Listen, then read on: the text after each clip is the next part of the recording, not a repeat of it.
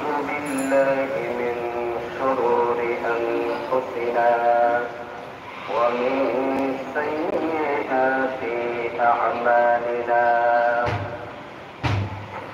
من يهده الله فلا مضل له ومن يضلله فلا هادي له ونشهد أن لا إله إلا الله وحده لا شريك له ونشهد أن سيدنا وسندنا وحبيبنا ومولانا محمدا عبده ورسوله الذي أرسله بالحق بشيرا ونذيرا وداعيا إلى الله بإذنه وسراجا منيرا أما بعد فقد قال الله تبارك وتعالى في كلامه المجيد وفرقانه الحميد أعوذ بالله من الشيطان الرجيم بسم الله الرحمن الرحيم إن الله وملائكته يصلون على النبي يا أيها الذين آمنوا صلوا عليه وسلموا تسليما اللهم صل على محمد وعلى آل محمد كما صليت على إبراهيم وعلى آل إبراهيم إنك حميد مجيد اللهم بارك على محمد وعلى آل محمد كما باركت على إبراهيم وعلى آل إبراهيم إنك حميد مجيد উপস্থিত সম্মানিত মুসলিয়ানে কেরাম, মহান আল্লাহ তাআলার দরবারে শুকর আদায় করছি যে মহান আল্লাহ তাআলা আমাদেরকে পবিত্র জুমআর নামাজ আদায়ের জন্য আল্লাহ তাআলার মসজিদের মধ্যে আসার এবং বসার তৌফিক দান করেছেন। এজন্য সকলে দিল থেকে শুকর আদায় করি, বলি আলহামদুলিল্লাহ। আল্লাহ রাব্বুল আলামিন বলেন, ইয়া আইয়ুহাল্লাযীনা আমানু তাকুল্লাহা ওয়াবতাগু ইলাইহিল ওয়াসিলা। আল্লাহ রাব্বুল আলামিন বলেন, হে লোক সকল, যারা ঈমান এনেছো, তোমরা আল্লাহ তাআলাকে ভয় করো এবং তার দিকে এগিয়ে যাওয়ার উপায় খুঁজতে থাকো। وجاهدوا في سبيله لعلكم تفلحون। তোমরা তার পথে জিহাদ করো, আশা করা যায় তোমরা সফল কাম হতে পারবে। আল্লাহ তাআলা এখানে ঈমানদারদেরকে উদ্দেশ্য করে বলতেছেন, তোমরা আল্লাহ তাআলাকে ভয় করো। আর আল্লাহ তাআলাকে ভয় করা, এটা হচ্ছে তাকওয়া। আর ঈমান এবং ভয় এবং আশা, এই দুয়ের মধ্যখানে হচ্ছে ঈমান। আর ঈমানদারদেরকে আল্লাহ তাআলা বলতেছেন, তোমরা আল্লাহ তাআলাকে ভয় করো। আর যে ব্যক্তি আল্লাহ তাআলাকে ভয় করে আল্লাহ তাআলার নিষিদ্ধ কাজ সমূহ থেকে নিজেকে বাঁচিয়ে রাখবে, সেই ব্যক্তি হচ্ছে মুত্তাকি এবং সেই ব্যক্তি হচ্ছে পরহেজগার। দেখেন, আল্লাহ রাব্বুল আলামিন এই কোরআনুল কারীমের বিভিন্ন জায়গায় আল্লাহ তাআলাকে ভয় করার কথা বলা হয়েছে। আল্লাহ রাব্বুল আলামিন তিনি হচ্ছেন মহান আরশের অধিপতি, সমগ্র জগতের বিশ্বজাহানের প্রতিপালক। আমরা হচ্ছি তার নগণ্য সৃষ্টি মাত্র। দুনিয়াতে বিভিন্ন সরকারকে, বিভিন্ন প্রশাসনকে ভয় করা হয়, তাদের কাছে আইন আছে, ক্ষমতা আছে, পাওয়ার আছে। কিন্তু দুনিয়ার এইসব পাওয়ার, ক্ষমতা, অধিপতি থেকে আল্লাহ রাব্বুল আলামিনের পাওয়ার, ক্ষমতা হচ্ছে বিশাল। আল্লাহ রাব্বুল আলামিন সেই মহান সত্তা, যার হাতেই হচ্ছে এই সমগ্র পৃথিবী একচ্ছত্র মালিকানা। সেই আল্লাহ তাআলা বলতেছেন, তোমরা আমি আল্লাহ তাআলাকে ভয় করো, ওয়াবতাগু ইলাইহিল ওয়াসিলা, আর তোমরা আমার দিকে এগিয়ে যাওয়ার জন্য বিভিন্ন ওসিলা তালাশ করো। আল্লাহ তাআলাকে পাওয়ার জন্য বিভিন্ন ওসিলা তালাশ করো। এর মধ্যে থেকে একটি ওসিলার কথা আল্লাহ তাআলা বলেছেন, ওয়াজাহিদু ফি সাবিলি, তোমরা আল্লাহর রাস্তায় জিহাদ করো। আল্লাহ রাব্বুল আলামিন বলেন, ইয়া আইয়ুহাল্লাযীনা আমানু হাল আদুল্লুকুম আলা তিজারাতিন তুনজিকুম মিন আযাবিন আলীম তু'মিনুনা বিল্লাহি ওয়া রাসূলিহি ওয়া তুজাহিদুনা ফি সাবিলিল্লাহ। আল্লাহ রাব্বুল আলামিন বলেন, হে ঈমানদারগণ, আমি কি তোমাদেরকে এমন একটা ব্যবসার কথা বলবো যে ব্যবসা তোমাদেরকে জাহান্নামের কঠিন শাস্তি থেকে নাজাত দিবে? আর সেই ব্যবসাটি হচ্ছে তু'মিনুনা বিল্লাহি ওয়া রাসূলিহি, আল্লাহ এবং রাসূলের প্রতি ঈমান। এখানে আল্লাহ তাআলা ব্যবসার কথা কেন বললেন? কারণ ব্যবসাতে লাভবান হওয়া যায়, ব্যবসাতে লাভ করা যায়, এটা সব মানুষ বুঝে। আর আল্লাহর সাথে যে ব্যবসা আমরা করব, প্রতিটা ব্যবসার জন্য কিছু জিনিস লাগে। প্রথমত হচ্ছে পুঁজি লাগে, মূলধন লাগে, তারপর সেই ব্যবসাটা পরিচালনার উপরে ভিত্তি করবে লাভ এবং লস। তো আল্লাহর সাথে যে ব্যবসা আমরা করব, তার মূলধনটা হচ্ছে লা ইলাহা ইল্লাল্লাহু মুহাম্মাদুর রাসূলুল্লাহ। আমরা সবাই এই কালেমা পড়েছি, তার মানে হচ্ছে আল্লাহর সাথে ব্যবসা করার যে মূলধন, পুঁজি, সেটা আমরা ইনভেস্ট করে ফেলেছি। এখন হচ্ছে এই ইমানের পিছনে, ইমানের এই ব্যবসার পিছনে আমরা যতটুকু মেহনত করব, পরিশ্রম করব, সেই অনুযায়ী আমাদের সফলতা আসবে। এখন আমরা সবাই চিন্তা করি যে আমরা তো মূলধনটা আল্লাহর সাথে এই ব্যবসা করার জন্য, জাহান্নাম থেকে বাঁচার জন্য একটা ব্যবসা করেছি। এই ব্যবসাতে আমরা কতটুকু মেহনত করতেছি, যার যার মেহনত অনুযায়ী ফলাফল আসবে। আপনি একটা দোকান করলেন, দোকানটা খুলেন না, বন্ধ করে রেখে দিয়েছেন, এখানে সময় দেন না, কাস্টমার আসে না, সেল হয় না, এই ব্যবসাতে কি কোনো লাভ হবে? হবে না। ঠিক তেমনি ভাবে আল্লাহর সাথে আমরা যে ব্যবসা করেছি, ঈমান এনেছি, এর পিছনে যদি আমরা মেহনত না করি, তাহলে আমাদের ঈমানেরও কোনো অগ্রগতি হবে না এবং এই ঈমানের দ্বারা আমরা কোনো ফায়দা পাবো না। আল্লাহ রাব্বুল আলামিন বলেন, সেই ঈমানটা হচ্ছে, ব্যবসাটা হচ্ছে আল্লাহ এবং রাসূলের প্রতি ঈমান। তু'মিনুনা বিল্লাহি ওয়া রাসূলিহি, আর আল্লাহ এবং রাসূলের প্রতি ঈমান উদ্বুদ্ধ হয়ে, ওয়া তুজাহিদুনা ফি সাবিলিল্লাহি বিআমওয়ালিকুম ওয়া আনফুসিকুম, আল্লাহ এবং রাসূলের প্রতি ঈমানে উদ্বুদ্ধ হয়ে আল্লাহর রাস্তায় জিহাদ করা, নিজের জান দিয়ে এবং মাল দিয়ে। জিহাদ, জিহাদের কথাটা শুনলে ইসলামের কিছু দুশ্মন বা কিছু মুসলমান নামদারি মুনাফিক তাদের শরীরে এলার্জি শুরু হয়েছে। জিহাদটা নবী করিম সাল্লাল্লাহু আলাইহি ওয়াসাল্লাম আগে থেকে কখনোই আক্রমণ করেন নাই। যতটা জিহাদ করেছেন নবী এবং সাহাবায়ে কেরাম, সবগুলো ছিল প্রতিরোধমূলক। আগে থেকে কারো প্রতি তিনি আক্রমণ করেন নাই, সাহাবায়ে কেরামও আক্রমণ করেন নাই। এবং শুধু জিহাদের দ্বারা, তরবারির দ্বারা ইসলাম প্রতিষ্ঠিত হয় নাই। আর এই জিহাদ জিহাদটা হচ্ছে দুই রকম। একটা হচ্ছে ময়দানের শত্রুর বিরুদ্ধে ইসলামের জন্য, ইসলামকে বুলন্দ করার জন্য, ইসলামকে বিজয়ী করার জন্য জিহাদ।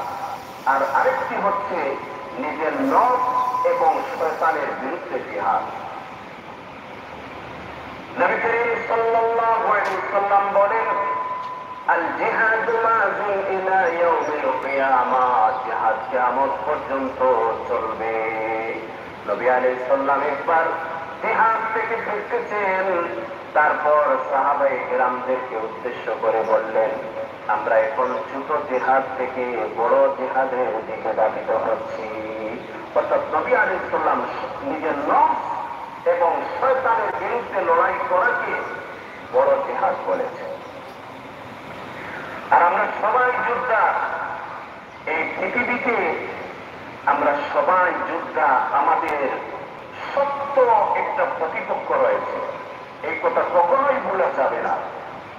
এই পৃথিবীতে আমরা সবাই যোদ্ধা, আর আমাদের খুব বড় একটা প্রতিপক্ষ রয়েছে, দুশমন রয়েছে। আল্লাহ রাব্বুল আলামিন বলেন, ইন্নাল মুবাযযিরিনা কানু ইখওয়ানাশ শায়াতিন, অপচয়কারী হচ্ছে শয়তানের ভাই। আল্লাহ রাব্বুল আলামিন বলেন, ইন্নাশ শাইতানা লাকুম আদুউম মুবিন, শয়তান হচ্ছে তোমাদের প্রকাশ্য দুশমন।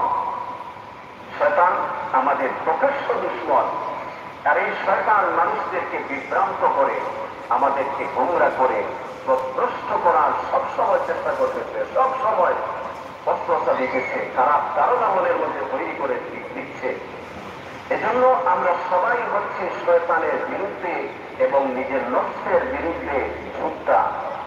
এই যুদ্ধের কথা যদি ভুলে যাই, একজন মানুষ ময়দানে লড়াই করতেছে, এখন ময়দানের চতুর্থ দিকে তাকে শত্রু আক্রমণ করতেছে। এখন সে যদি সেই ময়দানের শত্রুর আতঙ্কিত হামলার মধ্যে সে যে একজন যোদ্ধা, এই কথা যদি ভুলে যায়, মুহূর্তের মধ্যে তার জীবন লীলা সাঙ্গ হয়ে যাবে। ঠিক তেমনি ভাবে পৃথিবীতে যে আমরা সবাই যোদ্ধা, একথা ভুলে গেলে আমাদের ধ্বংস অনিবার্য। কাজেই আমাদের সব সময় লড়াই হচ্ছে শয়তানের বিরুদ্ধে। শয়তান আমাদেরকে প্রতিনিয়ত ধোঁকা দিচ্ছে, নফস আমাদেরকে প্রতিনিয়ত ধোঁকা দিচ্ছে। আর সেই নফস এবং শয়তানের ধোঁকা থেকে বাঁচিয়ে, আমাদের ঈমানকে বাঁচিয়ে আল্লাহর বন্দেগী করতে হবে। আল্লাহ রাব্বুল আলামিন বলেন, ওয়াবতাগু ইলাইহিল ওয়াসিলা, আল্লাহর সন্তুষ্টি লাভের জন্য তোমরা ওয়াসিলা তালাশ করো। এর মধ্যে থেকে একটি ওসিলা হচ্ছে জিহাদ, আরেকটি ওসিলা হচ্ছে নামাজ। নামাজটা হচ্ছে আল্লাহ রাব্বুল আলামিনের সন্তুষ্টি লাভের অন্যতম উপায়। নবী আলাইহিস সালামকে প্রশ্ন করা হলো, ইয়া রাসূলুল্লাহ, কোন আমলের মাধ্যমে বান্দা সব থেকে বেশি আল্লাহ নৈকট্য লাভ করতে পারে? নবী আলাইহিস সালাম বলেন, সেই আমলটা হচ্ছে নামাজ। এবং নামাজের মধ্যে যখন বান্দা আল্লাহ সুবহানাহু ওয়া তাআলাকে সিজদা করে, আকরাবু মা ইয়াকুলুল আবদু মির রাব্বিহি ওয়া হুয়া সাজিদুন, নামাজের মধ্যে যখন বান্দা আল্লাহ তাআলাকে সিজদা করে, এই সিজদা অবস্থায় বান্দা আল্লাহ তাআলা সব থেকে বেশি নিকটবর্তী হয়ে যায়। সুবহানাল্লাহ। এমনকি অন্য হাদিসে এসেছে, বান্দা যখন আল্লাহ তাআলাকে চিন্তা করে, বান্দা এবং আল্লাহ তাআলার মধ্যখানে তখন কোন পর্দা থাকে না। সুবহানাল্লাহ। বান্দা যা বলে সরাসরি আল্লাহ তাকে শুনেন। কাজে নামাজটা হচ্ছে আল্লাহ পাকের সন্তুষ্টি লাভের অন্যতম ওসিলা। যাকাত হচ্ছে আল্লাহ তাআলার ওসিলা।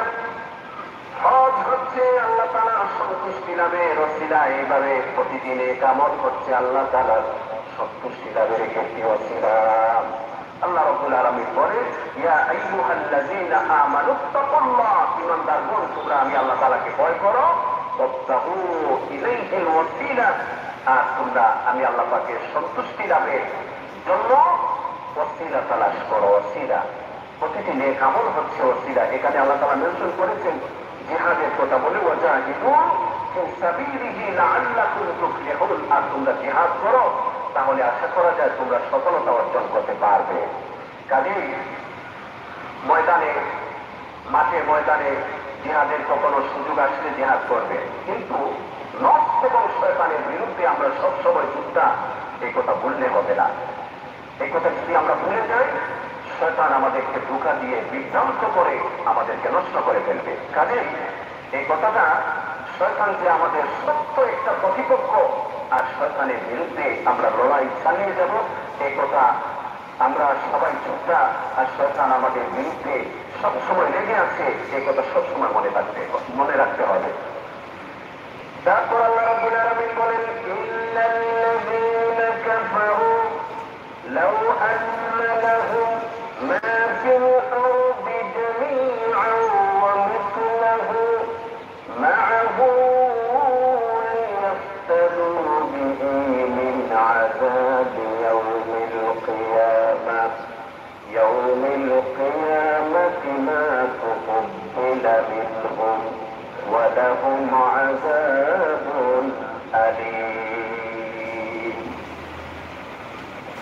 অবশ্যই যারা অস্বীকার করেছে অর্থাৎ ঈমান আনে নাই, দুনিয়াতে যারা ঈমান আনে নাই, দুনিয়াতে যারা কুফরি করেছে, আল্লাহ পাকের নাফরমানি করেছে, কাল যখন কিয়ামতের দিন তারা আযাবের সম্মুখীন হবে, তখন আল্লাহ রাব্বুল আলামিনকে এই দুনিয়ার সমুদয় সম্পদ এবং তার আরো পরিমাণ সম্পদ যদি তাদের কাছে থাকে আর সেগুলো দিয়ে তারা আযাব থেকে, শাস্তি থেকে বাঁচতে চায়, তবুও তাদের পক্ষ থেকে এরকম কোনো মুক্তিপণ গ্রহণ করা হবে না। দুনিয়ার সমুদয় সম্পদ যদি কারো কাছে থাকে, এর সমপরিমাণ আরো সম্পদ যদি থাকে, আর সব দিয়ে আল্লাহ তাআলাকে ঘুষ দিয়ে, মুক্তিপণ দিয়ে কিয়ামতের আযাব থেকে বাঁচতে চায়, তার পক্ষ থেকে এই মুক্তিপণ গ্রহণ করা হবে না এবং কিয়ামতের আযাব থেকে সে মুক্তিও পাবে না। কাজেই পরকালে কোন ধরনের ঘুষ চলবে না, কোন ধরনের দুনিয়ার কোন সম্পদের বিনিময় চলবে না। সেখানে শুধুমাত্র কাজে আসবে যে জিনিস, সেটি হচ্ছে নেক আমল। কাজেই এই দুনিয়াতে নিজের স্বার্থ সিদ্ধির জন্য অনেকেই ঘুষের লেনদেন করে, সুদের লেনদেন করে আর নিজের স্বার্থকে হাসিল করার চেষ্টা করে। ওরা বুঝবে কালকে আমাদের দিন যখন কঠিন আযাবের সম্মুখীন হবে।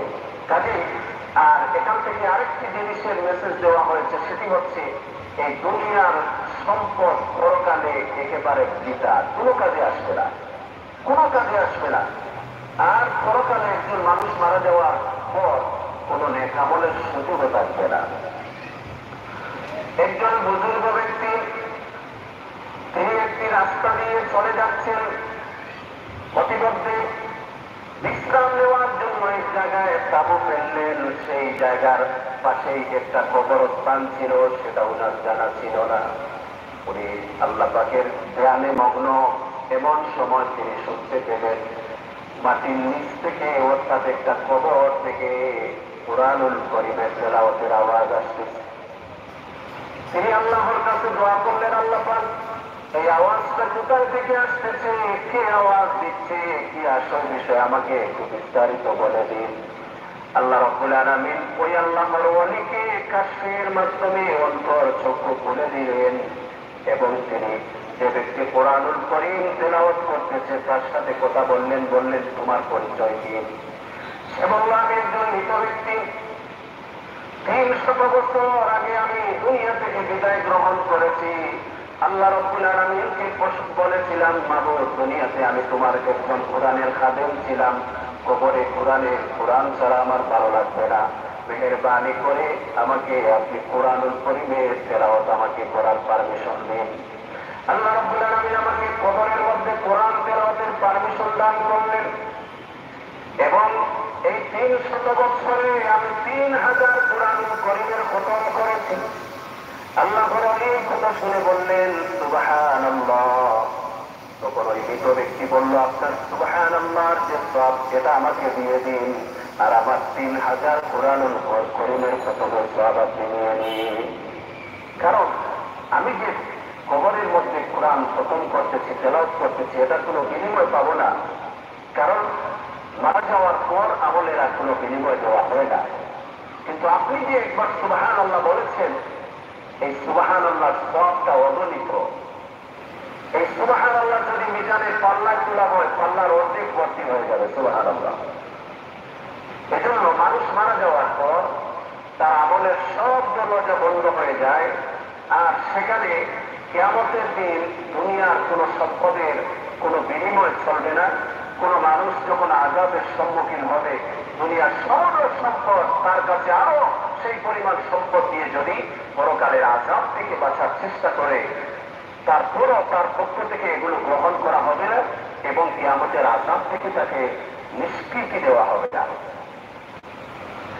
তারপর আল্লাহ রাব্বুল আলামিন বলেন, ওয়ালাহুম আযাবুন আলীম। এই সমস্ত ব্যক্তিদের জন্য, নাফরমানদের জন্য, দুনিয়াতে যারা আল্লাহ তাআলাকে অস্বীকার করেছে, আল্লাহ তাআলা নাফরমানি করেছে, ওয়ালাহুম আযাবুন আলীম, তাদের জন্য যন্ত্রণাদায়ক আযাবুল আলীম, অত্যন্ত যন্ত্রণাদায়ক আযাব তাদের জন্য অপেক্ষা করতেছে। কিয়ামতের দিন কাফির মুশরিকেরা যখন মুসলমানদেরকে দেখবে, ইমানদারদেরকে দেখবে, যখন আমলের ফয়সালা হওয়ার পর তারা জান্নাতে চলে যাচ্ছে, আর তাদেরকে শাস্তির আজ যখন আদেশ করা হবে, এই দৃশ্য দেখে তারা আফসোস করে বলবে, বাবা ওয়াবাতুল্লাযীনা কাফারু লাউ কানু মুসলিমিন। আয় আমরা যদি মুসলমান হয়ে যেতাম, হায় আমরা যদি মুসলমান হয়ে যেতাম। মুসলমান কাকে বলে?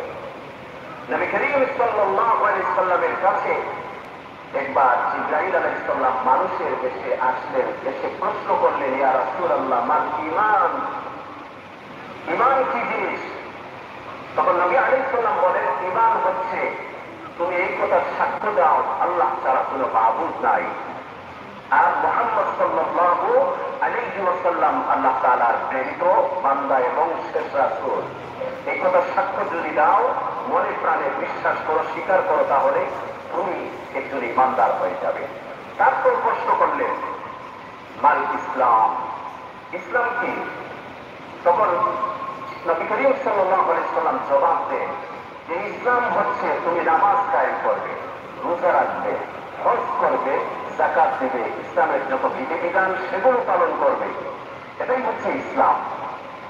আর যে ব্যক্তি এগুলো সঠিকভাবে পালন করবে সেই হচ্ছে মুসলমান। যে ব্যক্তি আল্লাহর প্রতি ঈমান আনবে সে হচ্ছে ঈমানদার। আর যে ব্যক্তি শরীয়তের বিধিবিধান পরিপূর্ণ পালন করবে সেই হচ্ছে মুসলমান। এজন্য আল্লাহ রাব্বুল আলামিন বলেন, ইয়া আইয়ুহাল্লাযীনা আমানু তাকুল্লাহ ওয়া লা তামুতুন্না ইল্লা ওয়া আনতুম মুসলিমুন। আল্লাহ রাব্বুল আলামিন বলেন, তোমরা পরিপূর্ণ মুসলমান না হয়ে মৃত্যুবরণ করো না, ওয়া লা তামুতুন্না ইল্লা ওয়া আনতুম মুসলিমুন, পরিপূর্ণ মুসলমান না হয়ে তোমরা মৃত্যুবরণ করো না। ইব্রাহিম আলাইহিস সালামকে আল্লাহ রাব্বুল আলামিন বললেন, আসলিম, তুমি আত্মসমর্পণ করো। তিনি বলেন, ক্বালা আসলামতু লিরাব্বিল আলামিন, আমি পরিপূর্ণভাবে আত্মসমর্পণ করলাম। তার মানে হচ্ছে ইসলামের সমস্ত বিধিবিধান নত শিরে মেনে নেওয়া, সেগুলো পরিপূর্ণভাবে পালন করা, এটাই হচ্ছে ইসলাম। আর এটাই হচ্ছে মুসলমান। যে ব্যক্তি এগুলো পালন করবে সেই হচ্ছে মুসলমান। আর মুসলমান শব্দের শাব্দিক অর্থ হচ্ছে আত্মসমর্পণ করা, আল্লাহর বিধিবিধান গুলোকে মেনে নেওয়া, সেগুলোকে নত শিরে পালন করা। তারপর আল্লাহ রাব্বুল আলামিন বলেন, ইউরিদুনা আন ইখরাজু মিনান নার ওয়া মা হুম বিখারিজিনা মিনহা ওয়া লাহুম আযাবুন মুকিম। তারা সেদিন দুজকের আগুন থেকে বেরিয়ে আসতে চাইবে, কিন্তু কিছু কিছুতেই তারা সেখান থেকে বেরিয়ে আসতে পারবে না। তাদের জন্য স্থায়ী আযাব নির্দিষ্ট করে রাখা হয়েছে। দুনিয়াতে যারা কুফরি করে, আল্লাহ নাফরমানি করে, ওই সমস্ত লোকদেরকে যখন জাহান্নামে নিক্ষেপ করা হবে, জাহান্নাম থেকে বেরিয়ে আসতে চাইবে, কিন্তু সেখান থেকে বারণেরও কোনো পথ থাকবে না, বের হয়ে পালানোরও কোনো জায়গা থাকবে না। কঠিন থেকে কঠিন, কঠিন থেকে কঠিন তাদেরকে শাস্তি দেওয়া হবে। আল্লাহ রাব্বুল আলামিন বলেন, কুল্লামা নাজিদাত জুলুদুহুম বাদদালনাহুম জুলুদান গায়রাহা লিয়াযুকুল আযাব। জাহান্নামীদেরকে যখন জাহান্নামের মধ্যে নিক্ষেপ করা হবে, জাহান্নামের আগুন তাদের দেহের চামড়াকে পুড়িয়ে ফেলবে। ওই চামড়া জ্বলে যাওয়ার পর আবার নতুন করে চামড়া লাগিয়ে দেওয়া হবে। ওই চামড়াটাও জ্বলে যাওয়ার পর আবার নতুন করে চামড়া লাগিয়ে দেওয়া হবে। বারবার এই কাজটা করা হবে, যাতে করে লোকটা শাস্তির তীব্রতা অনুভব করতে পারে। দুনিয়ার আগুন মানুষের দেহ, চামড়া ইত্যাদি পুরানোর এক পর্যায়ে মানুষ মারা যায়, কিন্তু জাহান্নামের আগুন, জাহান্নামের মধ্যে মানুষ লা ইয়ামুতু ফিহা ওয়ালা ইয়াহইয়া, জাহান্নামে মানুষ মরবেও না, বাঁচবেও না, জীবন মৃত্যুর অবস্থান নিকটে থাকবে, মরবেও না, বাঁচবেও না। এমনকি জাহান্নামের আগুন মানুষের দেহের চামড়া, গোশত সবকিছু জ্বালিয়ে, কলিজা পর্যন্ত জ্বালিয়ে দিবে। আল্লাহ এমন শাস্তি থেকে আমাদের হেফাজত করো, সকলে বলি আমিন। নবী করিম সাল্লাল্লাহু আলাইহি ওয়াসাল্লাম বলেন যে যে ব্যক্তি ফজর ও মাগরিবের নামাজের পর এই দোয়াটা 7 বার পড়বে, আল্লাহুম্মা আজিরনি মিনান নার, আল্লাহুম্মা বলুন সবাই, আল্লাহুম্মা আজিরনি মিনান নার। আপনি যদি ফজরের পর 7 বার পড়েন, মাগরিবের আগ পর্যন্ত যদি আপনি মারা যান, আল্লাহ তাআলা আপনাকে জাহান্নামের শাস্তি থেকে, জাহান্নামের আগুন থেকে আল্লাহ আপনাকে হেফাজতে রাখবে। মাগরিবের পর যদি আপনি 7 বার পড়েন, তাহলে মাগরিব থেকে নিয়ে পরের দিন ফজর পর্যন্ত যদি আপনি মারা যান, তাহলে আল্লাহ তাআলা আপনাকে জাহান্নাম থেকে, জাহান্নামের আগুন থেকে আল্লাহ তাআলা আপনাকে হেফাজতে রাখবেন। কাজেই এই আমলটা সবাই মাগরিবের পরে 7 বার, ফজরের পরে 7 বার আল্লাহুম্মা আজিরনি মিনান নার। যারা আমল করেন আলহামদুলিল্লাহ, যারা করেন আজ থেকে শুরু করে দেন, মৃত্যুর আগ পর্যন্ত এই আমলটা ছাড়বেন না। আল্লাহুম্মা আজিরনি মিনান নার, আল্লাহুম্মা আজিরনি মিনান নার, আল্লাহুম্মা আজিরনি মিনান নার। আজ থেকে শুরু করে দেন ইনশাআল্লাহ। আল্লাহ রাব্বুল আলামিন বলেন, তারা সেদিন আগুন থেকে বেরিয়ে আসতে চাইবে, কিন্তু সেখান থেকে বের হতে পারবে না। আল্লাহ রাব্বুল আলামিন মুমিন ব্যক্তিদেরকে, ঈমানদারদেরকে খুব মহব্বত করেন, খুব মহব্বত করেন। এজন্য আল্লাহ রাব্বুল আলামিন বলেন, ইয়া আইয়ুহাল্লাযীনা আমানু কু আনফুসাকুম ওয়া আহলিকুম নারা। হে ঈমানদারগণ, হে ঈমানদারগণ, এই শব্দের মধ্যে স্নেহ, মমতা, ভালোবাসা রয়েছে। ইয়া আইয়ুহাল্লাযীনা আমানু, এই শব্দের মধ্যে স্নেহ, মমতা, ভালোবাসা, আদর রয়েছে।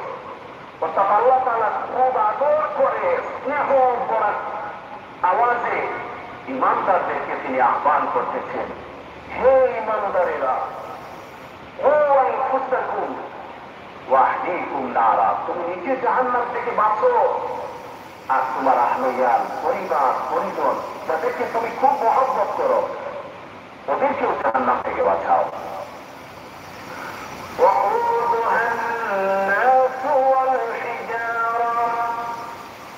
যে জাহান্নামের ইন্ধন হবে মানুষ এবং পাথর, জাহান্নামের জ্বালানি হবে মানুষ এবং পাথর।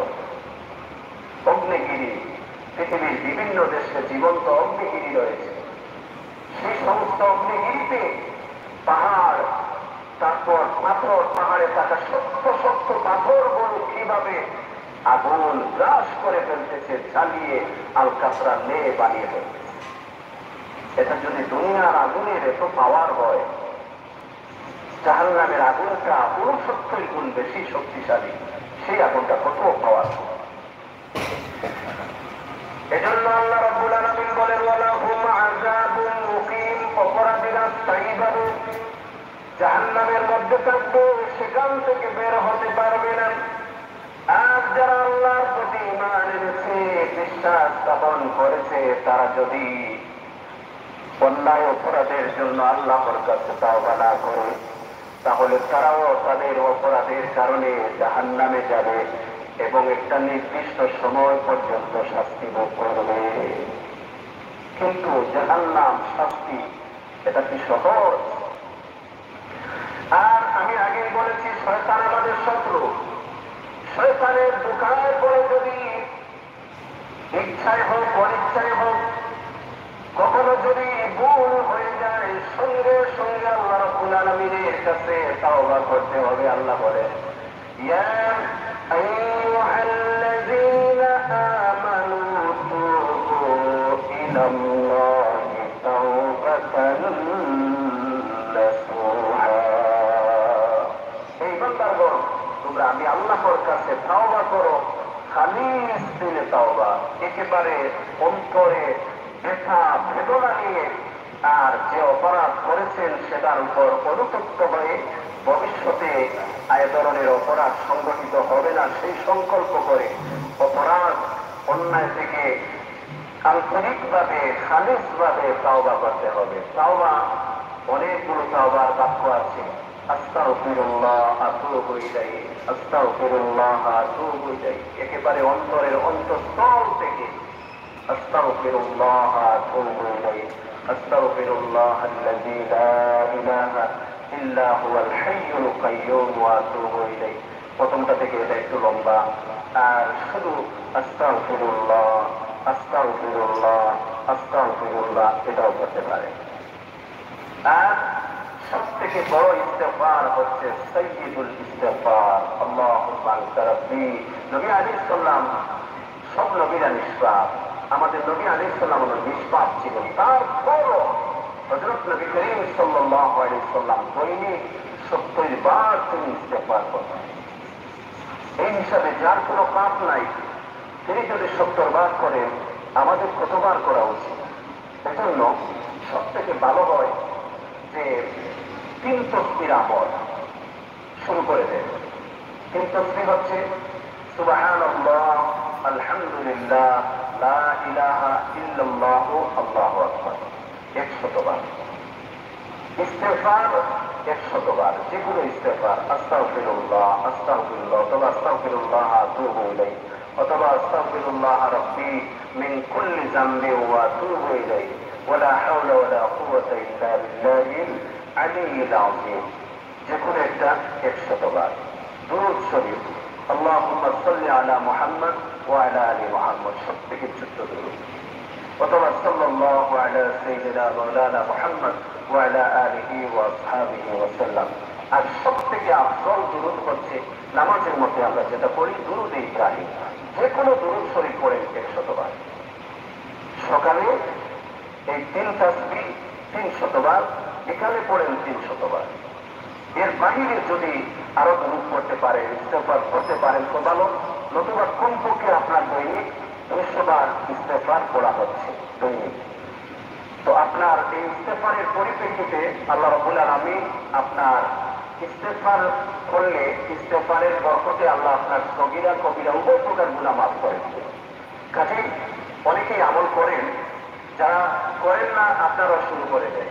সুবহানাল্লাহ, আলহামদুলিল্লাহ, লা ইলাহা ইল্লাল্লাহ, আল্লাহু আকবার 100 বার, যে কোনো দুরূদ শরীফ 100 বার, যে কোনো ইস্তেগফার 100 বার, এগুলো সকালে পড়েন, বিকালে পড়েন। আল্লাহ তাআলা সবাইকে তৌফিক দান করুন। তারপর আল্লাহ রাব্বুল আলামিন বলেন ওয়াস-সারিকু ওয়াস-সারিকাতু ফাকতাউ আইদিয়াহুমা জাযাআন বিমা কাসাবা নাকালাম মিনাল্লাহ ওয়াল্লাহু আযীজুন হাকীম। পুরুষ হোক নারী হোক, এদের মধ্যে কেউ যদি চুরি করে তাহলে তাদের হাত কেটে ফেলা হবে।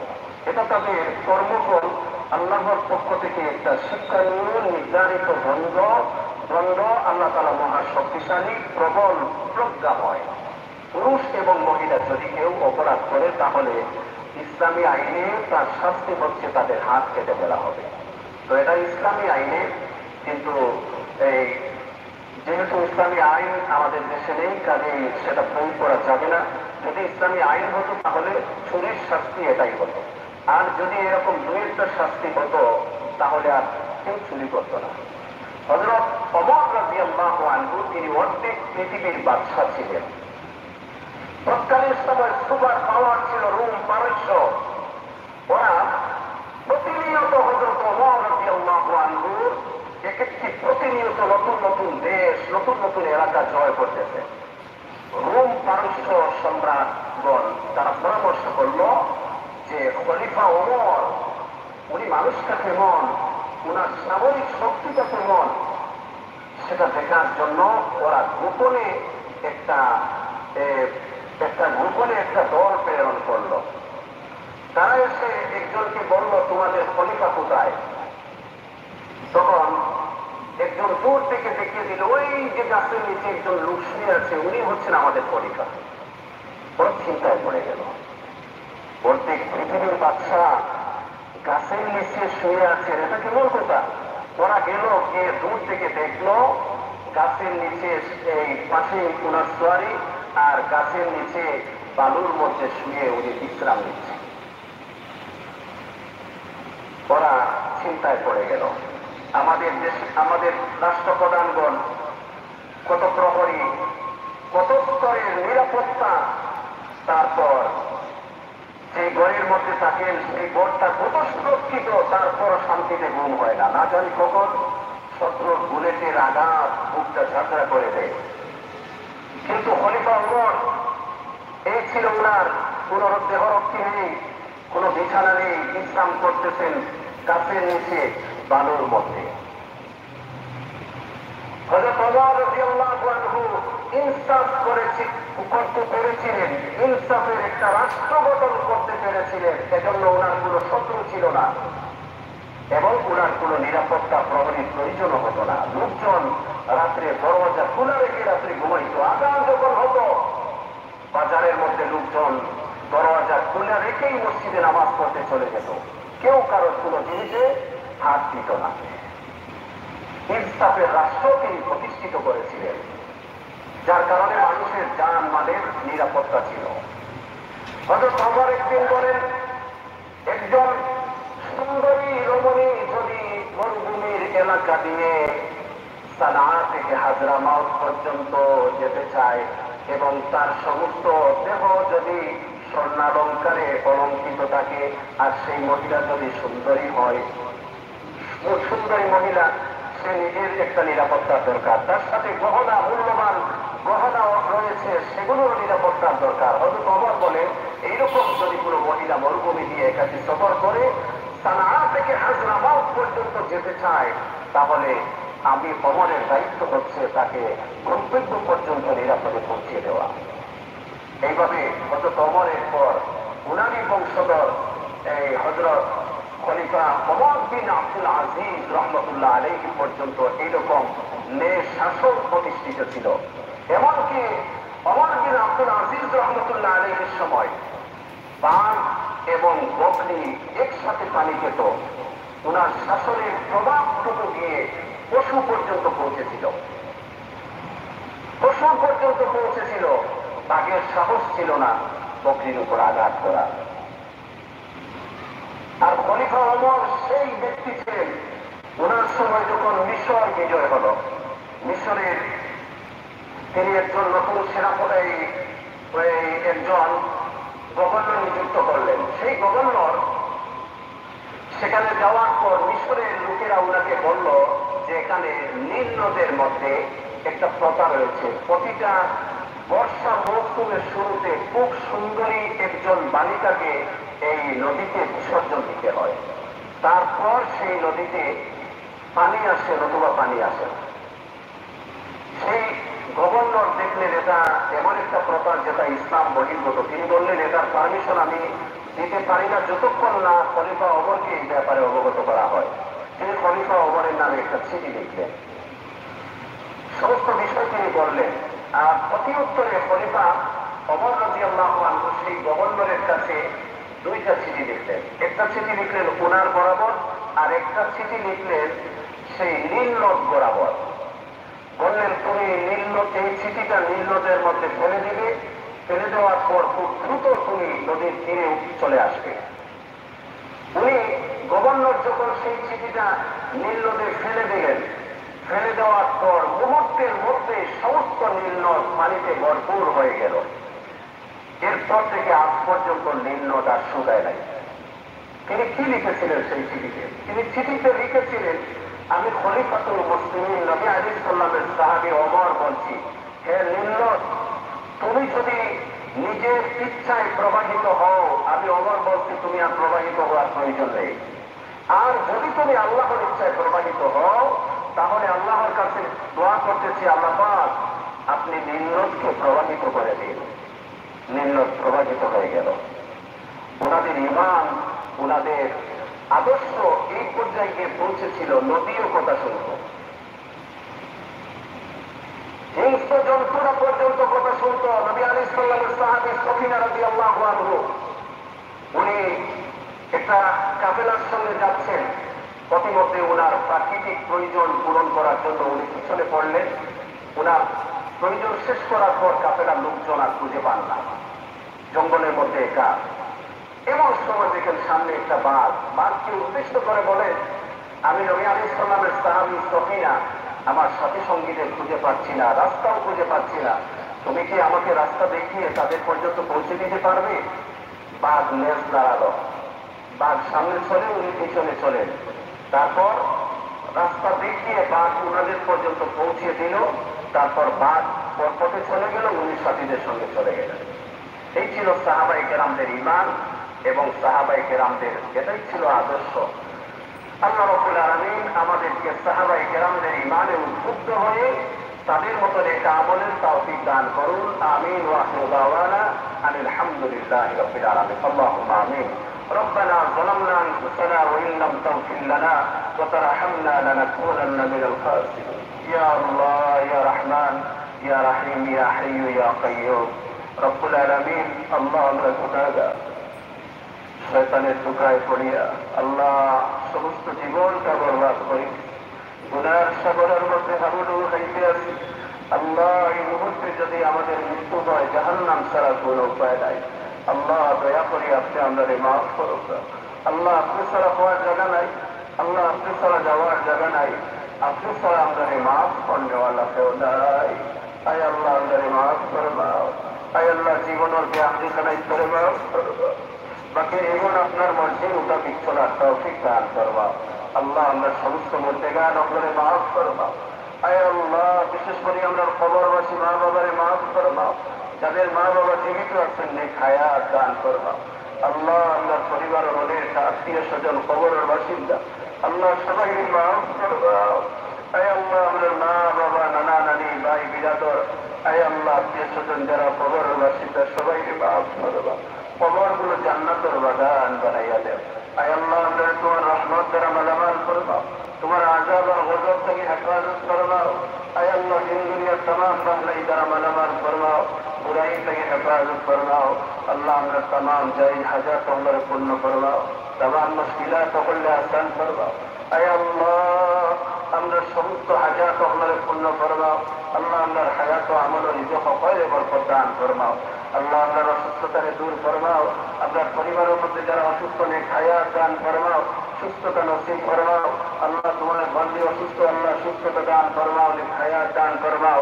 রব্বুল আলামিন আল্লাহ আমরা অভাবী, আপনার অভাবকে দূর করবাও। মুসিবত ज़दा আপনার মুসিবতকে দূর ফরমাও। পরেশানি ওয়ালা আপনার পরেশানিকে দূর ফরমাও। হাজতমন্দ ওয়ালা আপনার হাজাতকে পূর্ণ ফরমাও। রব্বুল আলামিন আল্লাহ তোমার এক বান্দা, আয় আল্লাহ লন্ডন প্রবাসী, আল্লাহ তোমার বান্দা দোয়া চাইছেন। আল্লাহ তোমার বান্দা বিশাল সমস্যার মাঝে, আয় আল্লাহ তোমার বান্দার সমস্যারে আল্লাহ তুমি সমাধান করে দেও। আয় আল্লাহ তার মুশকিলাতরে আসান করে দেও। আয় আল্লাহ আমরারও প্রত্যেকের আয় আল্লাহ যত সমস্যা হল আছে আল্লাহ তুমি দূর ফরমাও। আল্লাহ যত হাজাত হল আছে আল্লাহ তুমি পূর্ণ করে দেও। রব্বুল আলামিন জনাব রিয়াজ ভাই, আয় আল্লাহ ওনার আব্বা আম্মা নানা নানি দাদা দাদির সমস্ত মুর্দেগান আপনারে মাফ ফরমাও। আয় আল্লাহ জিন্দা আপনার হায়াত ও আমল বরকত দান ফরমাও। আয় আল্লাহ আমরা পরিবারের মধ্যে খৈর বরকত দান ফরমাও। আল্লাহ আমরা বিবি বাচ্চা আপনার মধ্যে খৈর বরকত দান ফরমাও। সবাই দিনদার পরহেজগার নামাজি বানাইয়া দাও। আয় আল্লাহ আপনার বাচ্চাই করে হেদায়ত দান ফরমাও। যারা লেখাপড়া করতে আসছেন লেখাপড়ার মধ্যে বরকত দান ফরমাও। আয় আল্লাহ বাচ্চাই, আয় আল্লাহ মা বাবার অবাধ্য হয়ে যাইতেছে, আয় আল্লাহ ওই সমস্ত আয় আল্লাহ বাচ্চাই নকলে আয় আল্লাহ মা বাবার ফরমা বরদার বানাইয়া দেও। আয় আল্লাহ আমরা বাচ্চাই করে মা বাবার নেক ইয়াদগার বানাইয়া দিও। আয় আল্লাহ সিরাতে মুস্তাকিমের উপরে তাদেরকে আল্লাহ দাইমান কায়েম রাখিও। আয় আল্লাহ এই মুহূর্তে আমরা নাম ধরি ধরি সোনার মদিনার অসংখ্য অগণিত দুরূদ এবং সালাম হাদিয়া পৌঁছাও। আল্লাহ আমরা মক্কা মদিনা জিয়ারত নসিব ফরমাও। আয় আল্লাহ আমরা বাইতুল্লাহর মেহমান হিসেবে কবুল আর মঞ্জুর ফরমাও। والسلام على المرسلين والحمد لله رب العالمين آمين برحمتك يا رحمن